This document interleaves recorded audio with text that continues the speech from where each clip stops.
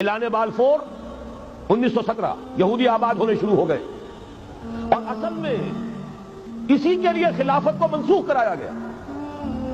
سلطان عبد الحمید اگرچہ یہ ترکی خلافت جو ہے برد بیمار کمزور، پھر بھی وہ مسلمانوں والا جذبہ اتنا تھا، انہیں بڑی سے بڑی رشوت پیش کی گئی تھی۔ ظاہر بات ہے یہودیوں سے بڑھ کر رشوت دینے والا کون ہو سکتا، جن کے ہاں ایسے بینکر ہوں جو 40 بلین ڈالر کا ایک چیک لکھ سکے۔ پھر یہ کہ ان پر سیاسی دباؤ بہت ڈالا گیا۔ انہوں نے جب تک خلافت عثمانیہ برقرار رہی یہودیوں کو فلسطین میں آباد ہونے کی اجازت نہیں دی، کہ جو معاہدہ کیا تھا حضرت عمر نے رضی اللہ تعالی عنہ، خلیفہ ثانی نے، خلیفہ راشد نے، ہم اس کے پابند ہیں اور ہم یہاں یہودیوں کو آباد ہونے کی اجازت نہیں دیں۔ لہذا انہوں نے اس خلافت ہی کا بستر طے کرایا، اس لیے کہ نہ رہے بانس نہ بجے بانسری، نہ مسلمانوں کی وحدت ملی کی کوئی علامت دنیا میں باقی رہے اور نہ مسلمان کسی مسئلے پر جمع ہو کر کوئی موقف اختیار کر سکے۔ اعلان بالفور کے نتیجے میں آبادکاری شروع ہوئی۔ 1948 میں اسرائیل قائم ہو گیا، معجزہ ہو گیا۔ 1967 میں اس کی توسیع ہو گئی۔ اس میں ایک بات اور بھی عرض کر دوں، یہ سارا کس طور سے ہوا ہے کام؟ آپ نے زائنزم کا نام تو سنا ہے، صہیونی تحریک، خود اس کا جو بابا اعظم تھا، آرڈر آف الومیناٹی، 1776 یکم مئی یہ نظام قائم کیا وائساپ نے، اور اس نظام کے تحت فری میسنری اور lodges of the great Orient قائم کیے گئے۔ یہ سارا ہتھکنڈہ وہ ابلیسی نظام، اس کی تفصیل ایک کینیڈین آتھر نے لکھی ہے کتاب میں، پاون زندگی، یہ سارا دھندا ایک شیطانی چکر ہے، ابلیسی چال ہے، اور اس کے ذریعے سے اسرائیل قائم ہوا اور اس کی توسیع بھی ہوئی 1967 میں۔ اب یہاں تک پہنچنے کے بعد ان کے پیش نظر بقیہ دنیا کی تسخیر اور اسے فتح کرنے کا معاملہ، اور سب سے بڑھ کر اسلام کی بیخبری اور اس کا راستہ روکنا، یہ ان کے پیش نظر ہے۔ یریدون لیطفئوا نور اللہ بافواہہم۔ صورت اس وقت کیا ہے؟ یورپ اور امریکہ سے آپ مشرق کی طرف آئیے، پہلے عالم عرب ہے، عرب مسلم ورلڈ، مجھے یہ کہتے ہوئے سب دکھ ہو رہا ہے، پورا عالم عرب وہ فتح کر چکے، وہ عرب ممالک کے جو اسرائیل کے ساتھ کسی میز پر بیٹھ کر گفتگو کرنے کو تیار نہیں تھے۔ آپ دیکھ رہے ہیں کہ لائن لگ گئی۔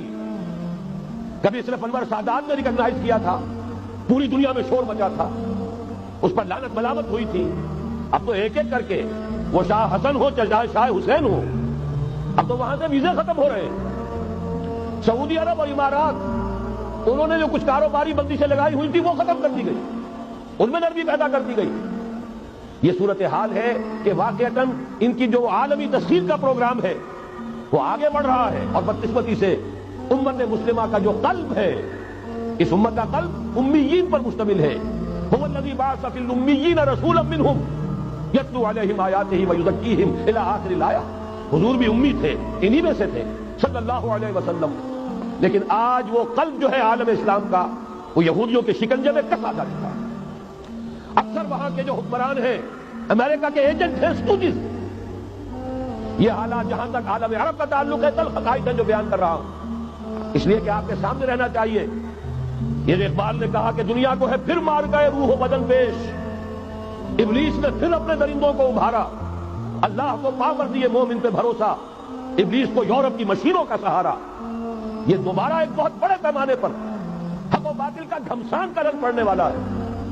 ملاحم کی جو حضور صلی اللہ علیہ وسلم پیشین گوئیاں فرمائی، المرحمۃ العظمیٰ، تاریخ انسانی کی عظیم ترین جنگ جو ابھی آنے والی ہے، اس کو سمجھ لیجیے اچھی طریقے سے کہ اس میں جو قوتیں ایک دوسرے کے مقابل آ رہی ہیں وہ کون سی ہے۔ نیو ورلڈ آرڈر کہنے کو امریکہ کے زیر قیادت ہے، حقیقت میں امریکہ خود یہودیوں کے پنجے میں ہے۔ یہ وہی ابلیسی طاقت ہے جو آگے بڑھ رہی ہے۔ عالم عرب کو فتح کرنے کے بعد اب ان کے پاس اگلا عالم اسلام کا حصہ ہے، غیر عرب مسلم ورلڈ۔ ایران ہے، اس کے شمال مشرق میں ترکستان ہے، روسی اور چینی، مشرق میں افغانستان ہے، پاکستان ہے، یہ ایک بہت بڑا سالڈ بلاک ہے۔ اس کے بعد اگرچہ ہندوستان آتا ہے، بھارت، ظاہر بات ہے کہ وہاں مسلمان اقلیت میں ہیں سوائے کشمیر کے، لیکن یہ نوٹ کیجئے کہ وہاں بھی کم سے کم 15-18 کروڑ مسلمان موجود ہیں۔ آج بھی دنیا کا سب سے بڑا ملک جس میں مسلمانوں کی تعداد اور جن کی نفری سب سے بڑھ کر ہے وہ بھارت، اس کے بعد پھر انڈونیشیا، ملائیشیا ہے، اس سے آگے ہے پھر فار ایسٹ، ابھی انہیں فتح کرنا ہے۔ نیو ورلڈ آرڈر کا یوں سمجھیے کہ ابھی یہ ہارڈ نٹ ٹو کریک، ابھی ایک لوہے کا چنا ہے چائنا کی شکل میں موجود۔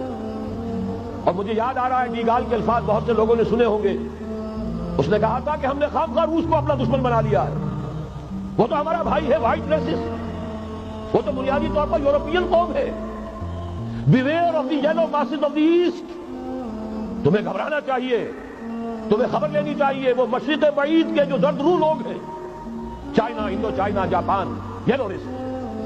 ابھی اس نیو ورلڈ آرڈر کے لیے جو فتح عالم اور تسخیر عالم کا پروگرام ہے، اس میں پہلے غیر عرب مسلمان دنیا اور پھر یہ فار ایسٹ کا خاص طور پر یلو ماسز، یہ ہے کہ جنہیں ابھی انہیں ٹیکل کرنا ہے۔